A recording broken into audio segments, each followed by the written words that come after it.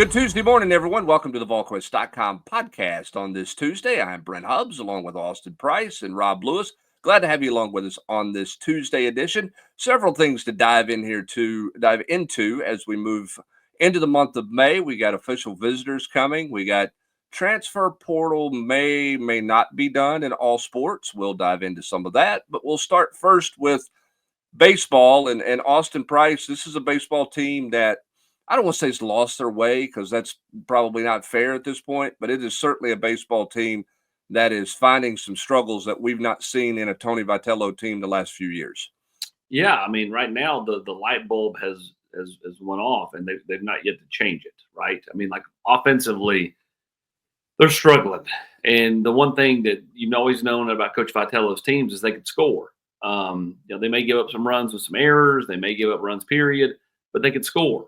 And right now, they can't score. And when you can't score, you struggle to win. I mean, even in the game that went extras that ended on Sunday, I mean, Tennessee had 13 hits before the extra innings began, only had 4 runs. And like they're just struggling to, get things across. They've had, bad mental mistakes with base running, whether it be player led or coach led, with having a kid try to go from first to third and getting thrown out or second to home.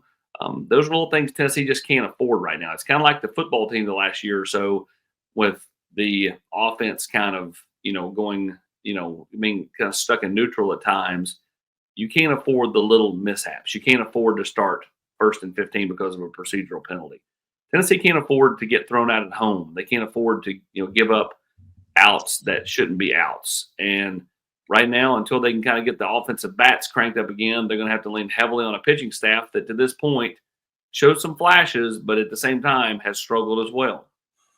Yeah, it's just it's interesting, I think, and when you look at this team, and I said this back in February, I think that you much like you can't compare the 22 offense in football to future offenses because that one was so unique and everybody had adjusted coming out of that season. I don't think Tony Vitello or fans should look at it and say, "Hey, this team is like team, the 26 teams like the 24 team, or the 25 teams like the 24 team." I think the 24 team was a unicorn in the sense that, and I don't want to say Tony Vitello didn't have to work because that's unfair. He and his staff did work, and they pushed a lot of the right buttons in 24. But they didn't have nearly as many buttons as they had to put that they had to push in 24 because of the veterans that you had, because of the drive that people had. I mean, that was a pretty easy team to coach in 24. When you look at Burke and you look at Christian Moore and you look at all those guys that you had that had been so close and were driven by shortcomings. And I think that this team's harder to coach, not because they're bad kids, Rob. It's not that that's suddenly he's got bad culture in his room or in his clubhouse or whatever. It's just a different team. They don't have the same experiences. They don't have the same leadership. That they're not defined in so many ways like that team last year was. And again, you shouldn't compare it to there, but last year was different because it was easier to coach. It was easier to manage. This team's got a lot more buttons you have to push, and a lot more things have to go right for this team right now to be successful than what you had in a year ago when you won a national championship. Yeah, you guys are way more into the nuts and bolts of it than I am. But just, I mean, from the outside looking in, big picture, just it's hard. However, this. I mean, it's hard to sustain. Once you do get to the mountaintop, it's really hard, and especially in college sports and the NIL transfer era. I mean, the notion of somebody repeating or defending a title is kind of comical. At least in baseball and basketball, I would say in football to some degree with all the turnover. But I think you hit it, at least from my perspective. It's just the leadership, the older guys, the guys that you mentioned that were, household names and were, kind of unicorns in this NIL transfer era, that they had been here for, the majority of the ball or all of their careers and had, been so close. And it's, like you said, it's not only is it a different, harder team to coach, it's a way, way different team. Well, he's almost my in-laws just got a new car, right? And they went from a car that didn't have any bells and whistles to a car that has a bajillion bells and whistles. And like when you look at kind of the infield, Hubbard, I mean, between you know, Dean Curley and Gavin Keelan and Marin and a plethora of other guys that he could throw out there. Like a year ago, Ament was your third baseman. Outside of a couple of games at the very start of the season where he dabbled with Christian Moore at shortstop, it was Curley at short, Moore at second, and Burke at first. The only locked-in guy in this infield right now is Fisher at first base. Everybody else bounces around, and it's like, well, let's see where they do today, and we'll play this guy at third, and this guy at second, and it just there's almost so many bells and whistles and moving parts that it's to the detriment. Well, and I think to your point, it's that they've just never gotten settled because it's been a different lineup, And listen, midweek games, you always play a different lineup because you're trying to get young guys opportunities. But the weekend normally is set, and it's not set. I mean, it's you're moving parts around and those types of things, and I think that's probably had some things to do with it. And they're just not hitting the baseball real well right now. To be honest with you, it just is that they don't have that big inning. They don't have a lot of send 7 guys to the plate and the big home runs coming. I mean, this is much more of a workmanlike offense, manufacture some runs, bunt guys over, try to get a sacrifice fly, which is just different than what people are used to seeing. And when you have an offense like that, you got to throw it really well. And they've got 2 defined starters you feel really good about on the weekend. And then after that, it's we'll see what it is, right? I mean, we're in May and you still don't know what you're going to get out of A.J. Russell, and you're still not sure exactly what you have in the bullpen, what your long relief is going to be. And, they got to figure it out quickly. And they've got, 4 games this week at home, and then they go on the road to close it out against an Arkansas team that just swept Texas at home that appears to be getting well. And then you're into postseason play, and then it counts. Then it's no longer dabble and, hey, let's see how this might work today or doesn't work today. I'm like, if you don't win, you go home, and that's where they're getting to. So you could tell you could see the frustration certainly building on Sunday. You could feel it. I did not think that umpire crew had a great strike zone all weekend long. So I get the frustration with that, but I think the frustration was more than balls and strikes. I think the frustration was with the fact that this program, which has scored a bazillion runs, is not scoring a bunch of runs right now. And I think that's where the frustration lies. Well, I thought when they had the dust up at home plate in the 11th, and both teams kind of got riled up, the fans got riled up. Then Tennessee, basically it's 4 straight hits in the bottom of the 11th. They win the game. I looked at somebody out there on the porch and I said, that's kind of what galvanizes Tennessee is these type moments. And they had those first 2 innings of game 3 where they had a chance to get the lead for the first time early in the game in the series and did not do so. And then when Auburn scored 4 in the top of the 3rd, you could just feel it. The air was out of the balloon. Like it was the stadium was dead and kind of was what it was. These next 2 weekends are pivotal. You got your arch rival and Vanderbilt coming to town. And then you go to Arkansas, and Arkansas is coming off a series win over Texas, top-ranked Texas, and that's empowering and emboldening the Razorbacks to maybe finally realize some of that potential. They've had so many of those letdowns in the postseason, even before Omaha, the last several years. Are they galvanized? Tennessee could go out there and enter a buzzsaw. So this team better figure it out, and they better figure it out in a hurry, or they're going to go into, Hoover, just a shell of itself. And at that point, man, it's just kind of hard to, build the shell back.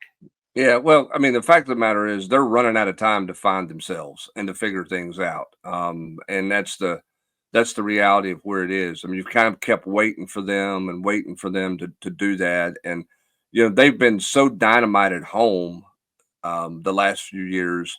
They just haven't played well at home.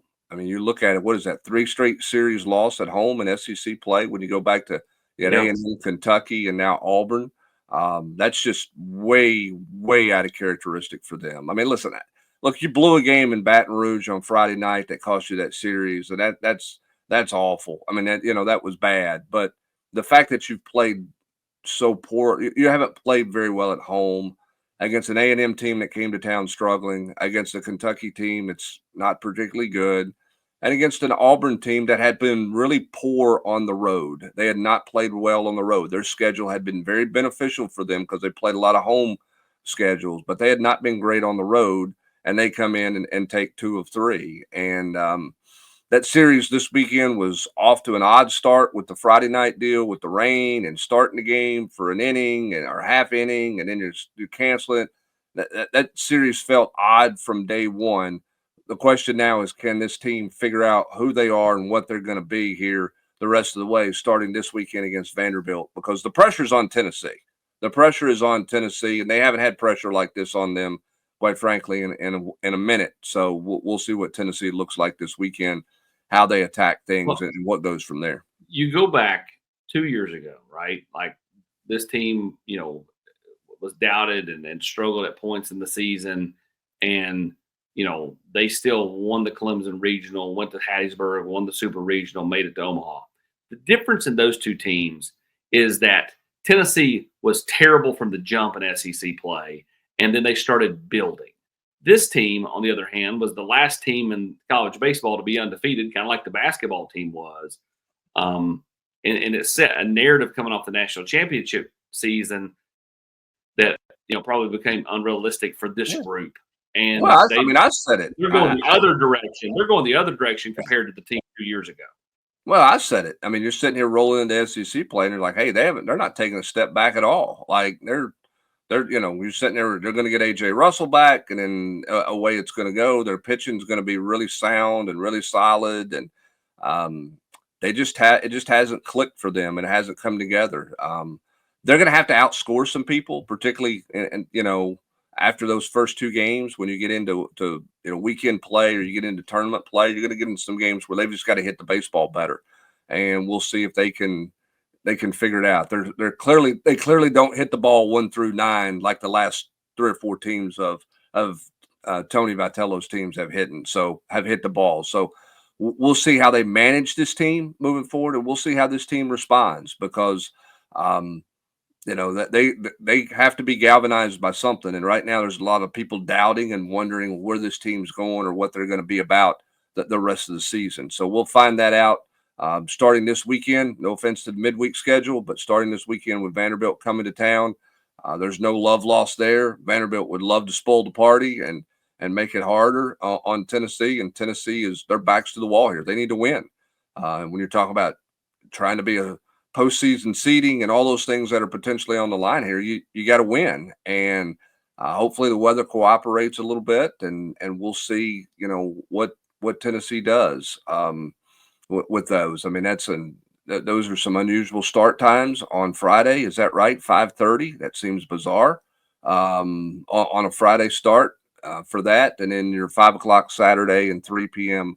On Mother's Day Sunday. So we'll see how this team responds and how they go from there. So plenty of baseball stuff. Eric Kane's had the 3-2-1 up on Monday discussing a lot of this stuff. And obviously we'll have plenty of coverage of baseball throughout this week to get you ready for this pivotal series this weekend. So there's where baseball is.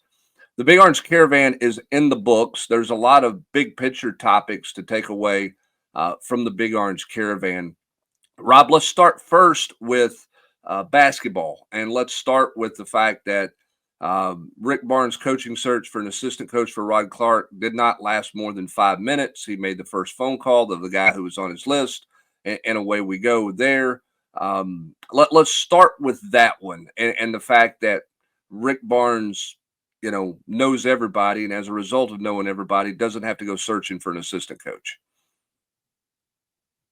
Yeah, just no surprise. No surprise. I mean, you talked to him in Nashville on Wednesday. When did that break? Tuesday or Wednesday? No, it broke Wednesday afternoon, and you were in Nashville Wednesday night, and he was completely nonchalant. Oh, we've got that done. It's already in the bank. And then Thursday, I was with him in the Tri-Cities, and he was, same thing, just waiting on human resources. So it did not take long at all. And in fact, I would say, before Rod Clark's hire was finalized, Rick had that one done. And, I think a lot of people, the conversation on the message board, a lot of people wondering about Rodney Terry, and that would have made a lot of sense just given the relationship. But boy, that gives you a pretty old staff if you do that. Yeah, on the one hand, it gives you an extremely experienced staff, but I think it was important for Rick to, just kind of to skew a little younger with that hire. I think he liked the kind of balance that he had with Rod Clark on staff, and also let's not forget you got a ton of behind the scenes guys as well as Lucas Campbell on staff, who's now a full-time assistant. So, but I think Rick wanted to go was for sure going to go younger there. But the Terry thing was it was interesting to talk about just because bringing in a former head coach, a guy that just made the NCAA tournament would have some cachet on the one hand, but I think I think Coach really liked the blend that he had of youth and kind of the savvy veterans that he has with him and Polinsky on staff and kind of the youthful energy and vibe that Rod brought. Yeah, well, I mean, when you talk about Amaro Morgan, from Florida State, who comes over, he's obviously been at Cal and he's been places. You hear about recruiting, and some would say recruiting doesn't matter as much as it once did because of the transfer portal. When I think of recruiting and I think of somebody who's a good recruiter, Rob, the first thing that I think of is relationships. And I think when you talk about Rod Clark and one of his best gifts at Tennessee, and I don't want to negate Rod Clark from an X's and O's standpoint in any way, shape, or form, but I do think his relationships, not just in recruiting and with the transfer portal, but with guys on the roster, was important for that balance that you're talking about. Not that other guys on staff don't have good relationships with players, but I think Rod was a guy that could be a little bit of a sounding board for guys if need be and that type of thing. So I think the relationship component what was a big factor in this, not so much X's and O's when you talk about Amaro Morgan and what Rick Barnes is getting here. Do you think that's fair? Oh, 100%. And again, no disrespect to anybody, but I feel like Coach Barnes feels like they had the X's and O's pretty well covered. I mean, he's not bringing in, the third guy on the bench, he's not bringing in to reinvent the wheel when it comes to how they're playing. I think between him and Coach Polinsky and certainly Coach Gainey, and Brian Lentz for that matter, who has a lot of sway on the bench. I think he feels like that's covered. And I think, to speak to your point, however, I think it really appealed to him. The dynamic that Rod brought, and like you said, it's not everybody has relationships. They're different. I mean, the relationship you have with a 30-year-old assistant coach is different than the one you're going to have with a 65-year-old like Polinsky. But it really worked, and I think that dynamic really worked inside the locker room, and Coach liked it. And recruiting is, it might be minimized, but Hubbard, it's still a big deal. And if you listen to Coach Barnes talk anytime, but it's certainly last week on the Caravan, he addressed it. They're not going to live and die in the portal. I think that what they did this year, as opposed to last year when they brought in 4 guys, 3 starters. I think this year, I think this blend of high school guys and portal guys, I think he liked this. I think this was something he was really comfortable with, and they're not going to stop recruiting high school guys, not just the Nate Ament, but bringing in guys who are developmental core program guys. Like you see with Cade Phillips right now or Bishop Boswell. I mean, that's going to continue to be a part of the plan, and as part of that, you need some young, hungry dudes that are going to be out in high school gyms and AU tournaments late at night. Yeah, I think it's going to be interesting to see, how this team blends together, and I think that's one of the challenges. And again, that's why your staff's got to be set. And clearly, this is where Rick Barnes was going to go from the jump. I mean, this was a quick move, Austin, and not a surprise there. But when you look at this team, and you've talked to a bunch of these guys that are coming in, Tennessee's message is pretty simple. It's all about development and growth, within the program and how much you're going to get better while you're here. And everybody knows it's going to be hard. So you've got to have a little yin and a yang on your staff because the old guy, the head coach, is going to be really hard. And he's different on the court than he is off the court, but at the same time too, you got to work that locker room dynamic, particularly when you're bringing in this much talent and you have a head coach who still coaches in a very old school way and a very new school world. Yeah, you have to manage the personalities.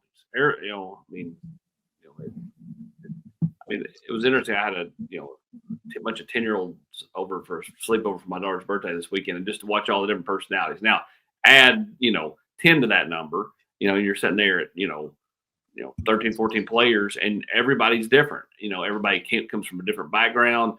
How you coach, I mean, it's not as simple as you coach them all the same. Like, that's not real in today's world. Like, I know that maybe you did that 30 years ago, 40 years ago, but everybody, some kids you can push, some kids I'm not saying coddle, but you have to maybe scale back how much you push them, because you can send them the other direction. So having different personalities on your staff that can help you manage the different personalities on your team really, really can be beneficial to you. And so, yes, it is about development, but it's also about winning. I mean, they got the gas, to the floor right now, and they're all about trying to figure out how to get right back to the Elite Eight and be pushing for another Final Four. Yeah, they put a ton of effort, ton of work, and some money into this roster. There's no doubt about that. Nobody can sit here and say this thing's gone on the cheap or anything like that when you look at where Tennessee is at. I think what's interesting, Rob, when you talk to Rick Barnes, and I heard him on 104.5 in Nashville with Brent Doherty and Slay, and listened to him at the Caravan, and obviously watched the video from the Caravan in Tri-Cities. He is not tempering any expectations on Nate Ament. I mean, it's just that. I mean, that's a really interesting play that I think Rick Barnes has made with this one. I mean, obviously he believes in him. Said with Brent Doherty and Ron Slay, they thought from the get-go he was the best player in the country. That was their number one target, where they were going. Are you surprised at how much he's just embracing? Yeah, this guy's good, and we expect a ton out of this guy from the get-go. Yes, I'm surprised. I mean, I'm not. I've probably heard him say. I guess the difference is, I've heard him say some things casually off the record that maybe approach what he's saying about Nate, but not anywhere close to, with cameras rolling and microphones in his face, and just, the stuff about the maturity and the humility. I mean, that's good copy, and I mean, that's the kind of thing that he might say that about any recruit. Great family, great kid. And I wouldn't say any recruit. I mean, it's pretty clear he feels like Ament is special in that regard. I don't mean to minimize that, but what he really doesn't do very often, if you go back and look, is talk about kids' games and what they can do right now when he signed them, or before they've even been to the gym in the summertime. And boy, man, he doesn't. The brakes are off when it comes to him talking about Ament. I think maybe the one that kind of caught me off guard, and not that you don't see it for yourself, but to hear Rick, who's so stingy with compliments, say it, that I guess he said last Thursday in Kingsport that Nate could play anywhere on the floor, and that was exactly how they were going to use him, which kind of coincides with some things that that I conversations we've had about it, that people that think Rick's going to put this because he's 6'9" or 6'10", that Mitt's going to play inside. Never.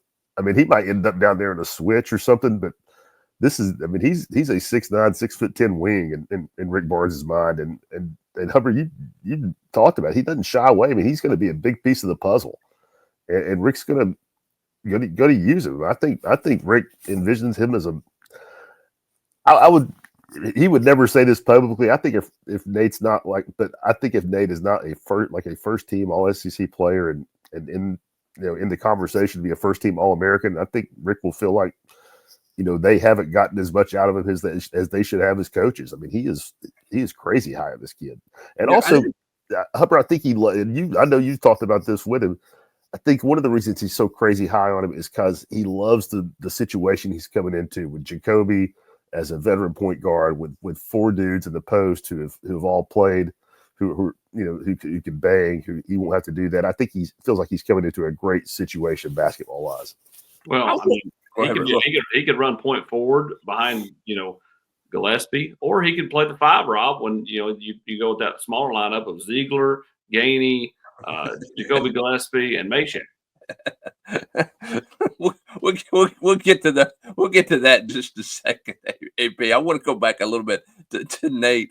Rob, do you think part of this is that Rick is also setting a tone for everybody in the locker room to understand, like, guys, this is a dude coming in, like, what I'm saying? I mean, he was high on Carey. I mean, he certainly had been high on Gillespie, but is there a little bit of look? We don't have time to everybody figure out this. That I mean, this is the dude, and we're going to build a lot of stuff around this guy. Do you think there's anything to that to kind of set a tone in his locker room with his guys, maybe through the public lens, which would be very atypical of him for sure? Yeah, I don't really know that he. I mean, I'll be surprised if he's thinking that deep about it. You know, I think he straight up likes this guy. But also, I mean, I think if he saw it, saw a situation where he felt like there was blowback, or guys were like, "Man, I'm not going to defer to this 18-year-old kid," then I think he would not be shy at all about not talking in the media about it, but just like closing the locker room door and saying, "Hey, here's how it's going to be." But I think he's much more comfortable with just letting the Lord of the Flies scene play out the first weekend of camp when everybody's in the gym and they can see what Nate can do. But I don't think there's a lot of secret. I mean, some of these guys have played with Nate. They've certainly seen him. I think Gillespie, for being up in Paul Fortenberry's DMV for the past year, is aware of events. So I don't think there's going to be a lot of surprise about the fact that Tennessee's going to run a lot of stuff through Nate Ament. Yeah, well, I mean, you see it there in the second part of that quote. If you're watching on YouTube, Nate has a strong basketball IQ to go along with an excellent pairing of skill, toughness. He's the kind of versatile talent who can impact the game in a variety of ways. And in our eyes, he was the number one player in the class. Thrilled to have him in orange. Those were the tempered comments that he made on his speaking tour through Memphis, Nashville, and the Tri-Cities last week as they went about that. All right, I do want to mention this since Austin brought it up. And I don't want anybody to get confused on anything about what's going on or what's not going on. Rick Barnes, by definition, right now has one spot left. Rick Barnes believes that he has 3 spots left because he believes the roster size is going to go to 15. Some people wonder, are they whole? Because it doesn't appear like they're doing anything else in the portal right now. Rick Barnes said on the record to me in Nashville that he's going to hold a spot because he always holds a spot. Are they holding multiple spots? You've got Gainey out there doing all kinds of social media stuff, implying like there's a chance he's going to be back. I don't think that the 5th year thing is going to get done in this short order, but it's clear, Austin, there are some people in the basketball world, and Tennessee basketball has kind of been at the forefront of this thought process, that they think there's a chance that they're going to get that 5th year. I don't think it's realistic, but they certainly are not closing the door on that. It feels like. I think it's realistic because I think it's going to happen at some point in July. I mean, that's what most people think. And if it happens in July, if you're patient enough to sit here and wait, and let's face it, I don't think any of those guys we're talking about are NBA players, then, there's always a possibility. Now, again, do they want it? Do they want this, right? Like, that's the real question. I mean, I could see Jordan Gainey, but this is a guy who want this. He had such a nice end to his career, just such a special deal. Even Meshack, the whole buzzer beater to beat Alabama, like, what a way to go out. I mean, just, if they all get an extra year, I mean, like, what does that look like? I don't know. I mean, like, again, like, I can see it, 100% can visualize it and understand it. The question is kind of, what do the kids want? I do think it's coming one way or the other, and who knows? Somebody may be proactive in this thing. Well, I think it's coming. I just think, how is it worded? How is it put together? To me, that doesn't matter, Hubs, because I think either if you try to just say it's going forward, then somebody's going to sue and they're going to lose. Like that, in my opinion, because they're not winning that battle, because they're going to go, well, why does that kid get 5 years, but the kids that just ended that only played 4 years not get 5 years? Okay, under that standpoint, then why can't somebody from 3 years ago come back and get their 5th year? They could. Where does it stop? Well, they could if a school's willing to take them. That's what I'm saying. I mean, the people that I've talked to are not. I mean, I'm with AP. I think anything's possible. But I mean, people that I've talked to that have a vested interest in this, in the very things we're talking about, and the names we're talking about, are not optimistic that it's going to impact this class. Or the guys that just graduated. And again, that's not my opinion. That's that's me talking to a couple of people that are way more vested in it than I am. And their reason is, at some point they feel like the NCAA just has to draw a line in the sand, and there's going to be the 5th year, but at some point they just have to say, but this is where it stops. I mean, this is from here on out. Yeah, but again, to Austin's point, No, I know. The I agree. NCAA can put down whatever they want to, but if the court says you're doing Right. I mean, you're I mean, that's the thing. I mean, you're sitting here with the court battles that are never going to end. And Nick Saban talked about that in something I saw over the weekend about, to start to fix college athletics. The first thing you got to do is everything has to stop going to court. Like everything has to stop being a court case. But that's not going to be the case. You're going to continue to be in court. I just found it interesting that Rick said that he was working off that, they really got 15. We'll see what the House settlement looks like with that. And obviously Gainey is not stopping with his whatever he's doing on social media. AP is not. I mean, there's one every 3 or 4 days that gives implying like he's going to be back. He doesn't know anything, but that's an interesting play that he's making at this point. Well, my only thing is that, okay, to the counter to all this, like, how does it even work? How does it even look? Like, Jacoby Gillespie he came here to be the point guard. If it's a guy Ziegler had another year, like I'm not sure Jacoby Gillespie's making the move to Tennessee. Maybe he is, but they go play together. That's why he didn't make the move a year ago from correct. Belton. That's right. And so honest. like Meshack, like all of a sudden, like some of these spots have gotten taken up. Like, Gainey. Gainey comfortable being the sixth man last year. Is he really comfortable being the sixth man again? Like, to me, he made the most sense. Like, if you could figure out a way with one spot for him to be able to come back, and the other guys moved on to play professionally or whatever else, and he came back, and he would just be your starting two guard beside Gillespie. And would have earned it. 2 really good years, solid first year, great last year. But to me, like, when you add them all back in, that's where I'm like, I just don't know that. But how can you fit the pieces together?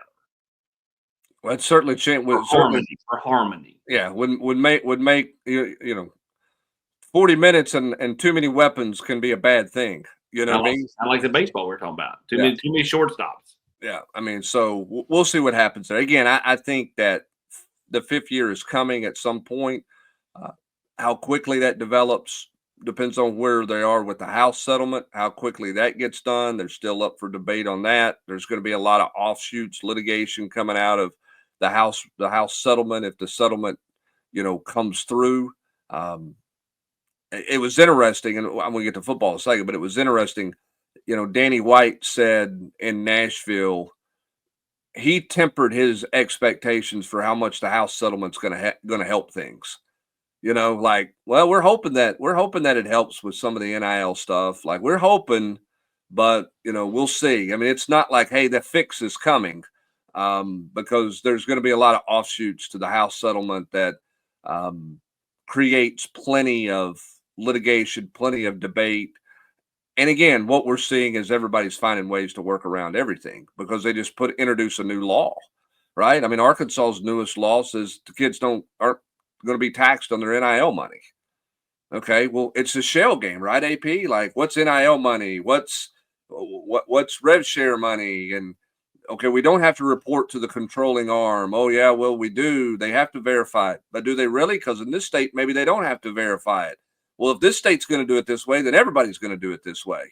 And it seems like everybody's a step ahead of the NCAA in any rule that they want to put out there. And that includes this House settlement. We'll see what it looks like whenever it gets done. Maybe on Wednesday this week, there's more, you got a little more, you're closer to a settlement and you're closer to step one in reaching that settlement. And then we'll see what that might look like and how that might impact things going away. I don't think suddenly everything's going to go in-house, and collectives are going to go away. I just think that it's interesting. I thought Danny White threaded a much more cautious world about the impact of the House settlement than he had been presenting a year or so ago, which tells me that they think there's a lot of things to jump through and a lot of hoops to jump through before we ever get to anywhere. And then, they're talking about collective bargaining. And that seems like, to me right now, it's miles away from being anywhere near collective bargaining. But, how does the market correct itself? Texas is saying they're going to spend $35-40 million. Now, maybe they're spending their numbers in a different way to make it look more inflated than what it is. I still think at the end of the day, there's going to be $35 or $40 million spent in some capacity over a year and a half span with that roster. So we'll see. I think all of this is far from coming to a head. We would like for it to come to a head and some resolution, but it seems like it's a long ways from being there. Let's go to football right quick, AP. Let's talk about Tennessee and the transfer portal. They pick up a defensive back in the portal. Where do things stand right now overall, big picture portal? Are they done? I mean, like nobody else is going in unless a grad kid goes in. Like the market's not going to get influxed with any more supply. So is there really any demand that Tennessee has right now for anybody? Well, I mean, I won't say that they're done because they still would love to add a receiver if they could find one that kind of fits, what they're willing to spend versus what they're looking for out of that player. The problem is that the further you get down the line, the less likelihood that even happens. They got Colton Hood. I thought that was a big get because he's got 3 years left after redshirting at Auburn and then playing fantastic last year at Colorado. I think that's a big one just because I think it gives you it doesn't put so much pressure on Jermod McCoy to be ready right out of the jump. And then once he gets ready, he can, all of a sudden they've got a nice little area there. Jalen McMurray's played solid snaps. Colton Hood is fantastic at Colorado. Obviously, Ricky Gibson and Jermod McCoy. That gives them extra help to back up Boo Carter as well. Not to mention, it allows Beasley, who had been running some backup at star, to potentially be more of a factor at safety with Tennessee losing, Jacoby Thomas and Christian Charles. I think the pickup was massive for the back end of the defense. And so, again, I think this was a big get and one of the few elite top players to go into the spring window. I think you make a great point when you talk about the flexibility it gives them to create some depth at the star position, because Jalen McMurray's the guy who's played there. He can play inside at that star position if you need him to. So now if you've got three corners in Gibson, McCoy, and Hood that you're rotating, then McMurray could be your fourth corner, but he could also be your backup star. And I've talked about it. We've talked about it on this podcast. I think when you talk about secondary questions, finding the backup star is near the top of that list. I think it's a priority, particularly if Boo Carter's going to play some offense and play special teams. I think Caleb Beasley was sliding there pretty hard, but then they lost Charles and Jacoby Thomas, not real deep at safety, and he had a really good spring. So I mean, maybe that helps. He's able to just focus more on that. I don't know. We'll see. Again, versatility and options. Yeah, I just feels like a lot of people think Beasley's long-term home is going to be safety. Where he fits best would be safety. But to your point, though, they hadn't really found that. Agreed. Yeah. Backup, and Murray was kind of the third corner, so he couldn't be like, "Oh yeah, I'll be the backup star." Yeah, and that's why when a guy with multiple years of eligibility makes the most sense when you talk about going and getting Colton. I mean, think about the. I mean, the guy was super productive at Colorado, opposite the Heisman Trophy winner. You know what I mean? Like that, you're naturally going to get a lot of balls thrown your way because of who's on the other side, and he was fantastic. Yeah, it was for Georgia sure. Kid makes sense. Yeah, total sense. And for this football team, it makes sense to create some depth. And obviously, for football right now, it's about finishing the spring semester and then getting to work this summer and what is a pivotal summer for this football team. We'll dive deep into that in the coming weeks as well. I want to go back to something that you said and talk a little big picture back towards some of this financial stuff. You talked about, at the wide receiver position, what are you willing to pay versus what the talent level is out there and those types of things. There's a notion that there's a belief out there. There's a lot of new money coming in. Let me see if I can restart this. There's a lot of new money coming into that world for kids because there's some schools who did not have big NIL money that have it coming because of rev share. Yep. And so they're spending their money front end. They're spending money now for guys that are arriving this summer. Hey, we got to figure out how to make a June payment, and then when July gets here and rev share kicks in, and we've got our money, and we're going to have more money invested in our roster now in this fall than we will have had at any point in time since NIL came into play. The question is, are those schools sustainable? Because the next rev share is not going to kick in until July. And if not, does that create an influx of better talent in the December portal window? There's a belief out there that there's going to be more quality players at even Power 4 schools that are going to be looking at the portal next December and January, because the places that they're at are not going to be in a situation they can renegotiate with them. And so if that's the case, how you manage your money now until next January is going to be really important, and that's going to create a separation of the have and the have-nots, right?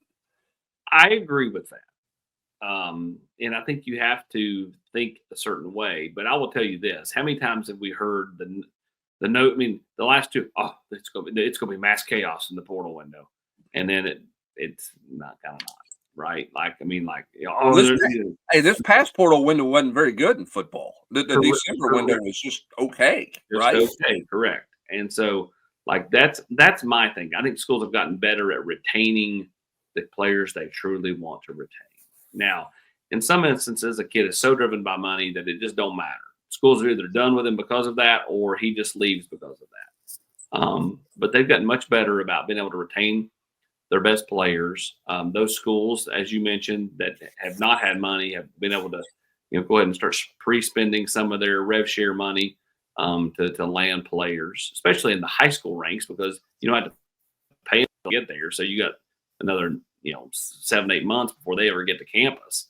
And so it's going to be interesting to see. Now, if that proves to be true, then how you handle yourself between now and January, or how you have handled yourself between now and January, could determine, how big of a spender you can be come January. I think I think Cover brings up a really good point. I think you're starting to see it in both sports, football, basketball, that the teams, the programs, or the collectives that are smarter with their money. I mean, it ends up paying off because, fans, there's no salary cap. AP, this, there is donor fatigue when they keep coming back. And, I think Tennessee basketball this past time, some fans got frustrated, I guess, especially I would think about Rodney Rice specifically. But, man, they just have a mindset, and it's driven by the head coach, that they're not going to play the game where they're, paying just crazy money for a guy who's a good player, but just okay. If the numbers are to be believed, Rodney Rice was commanding $3+ million. Who knows if that's true, but there's certainly a lot of that out there. And that's just an example of, Tennessee's not playing that game at basketball. And I think that, they've gotten a lot smarter about it in football too. And AP, you're right. Retaining kids is a huge deal. Well, and I think that's why you get back to, and again, Tennessee spent a lot of money and invested a lot in retaining back in December, AP. That's why Tennessee's transfer, window, their market, what they really pursued in the December window was changed because, one, timing of some guys going into portal, as you've mentioned, particularly at the receiver position, but also it's you were investing a lot to retain the people you wanted to retain on your roster. Well, retain, and then when you put so much money into a recruiting class, you better be willing to play those guys. So if you like, let's think about, like, in terms of, like, had Tennessee, decided, like, hey, we're gonna spend this money on these high school kids to get them here, but we're also going to add a bunch of transfers that will cover them up. Well, then you're just burning money. Like, nobody's got unlimited money that you can just go, hey, let's just set it on fire over there on the bench and never use it. So I think Tennessee's morphed kind of how they're doing things. And, it's kind of like 2 years ago, we said there was an edict put down from the head coach. You've got to rotate more. What they do last year, they rotated more. There was no more Jalen McCullough playing 653 out of a possible 671 snaps, right? Like that didn't exist last year. This year, what did we say? The edict's been put down to play your young guys, especially the ones that we have a bunch of money invested in, And so thus, that's kind of where it's at. And I think that's why you see people talking about Ethan Utley and people talking about Rodarius Jackson and Travis Smith. Tennessee would love to add a receiver. If you don't think Kelsey Pope wants to add another receiver to this room, you're crazy. But if you view the players that are in the portal as nothing more than backups, you do not think they are better than what you currently have, then paying a king's ransom or a small king's ransom for some of these guys in the portal to just be depth pieces just doesn't make any sense financially, period. And what happens is all these kids run their mouths. 90% of them. Now there's 10% that are really good and no one knows what they make. But 90% of them get in there and they run their mouths and they brag and, oh, I got this, I got that. Some of them lie and say they got this or that and they didn't really get this or that. And then it just ends up destroying the locker room. And that's not just at Tennessee, that's at all schools. So why let your roster and your particular rooms get destroyed by a player making too much money that just isn't going to play that much? What a world. What a world we've gotten ourselves into in college athletics. And it's a world where the guardrails don't even they don't even seem to There be are no guardrails. Yeah, that it doesn't seem to be on the horizon in any way, shape, or form. But those are things that you have to think about. And that's why I'll continue to say that whether you have GMs by title in your sports or you don't have GMs in title in your sports, somebody in your program has to be thinking roster every day. Roster retention, who do we think we for sure want to keep? Who are we willing to let walk? What does this number look like? What does that number look like? Because you're playing, Austin just laid it out perfectly for you on where you are with the finances. And that's a component of all of this that you have to deal with and you have to dive into. That element of it factors in. So we'll see how it factors in for Tennessee to finish out the football recruiting part of it, the transfer part. Tennessee's going to have a bunch of visitors coming in. We're getting ready to get into signing class or recruiting class assembly window, right? And late May, mid to late May through the month of June. That's going to be where you make your hay in recruiting. So we're going to have plenty of coverage of that. We'll see what happens with basketball in terms of whether they do anything else or anything else pops up along the way there with them. Obviously, plenty of coverage of Tennessee baseball as well. So lots of things going on at Volquest.com. We'll continue to follow the House settlement, what the impact of that is going to be, and everything else. That's all coming up each and every day on the General's Quarters. Be sure to like and subscribe to this podcast. And if you're not a member of Volquest, be sure and check and you like what you've heard today. You're going to find much more details of that at Volquest.com. But that's going to do it for this Tuesday edition of the Volquest podcast. For Austin Price and Rob Lewis, I'm Brett Hubbs. Thanks for joining us. Have a great rest of your Tuesday, everybody.